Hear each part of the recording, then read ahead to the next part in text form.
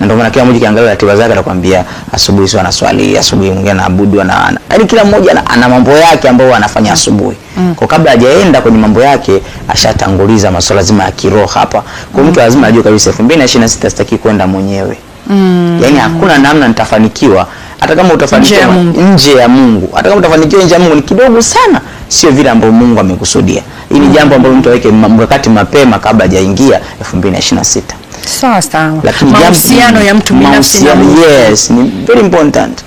Wengi wanasema unajua mambo hayo imani haya. Sasa imani hayo ukimwangalia naye pia na imani zake. Anaweza sio na imani kwa Mungu, ana imani na mizimu.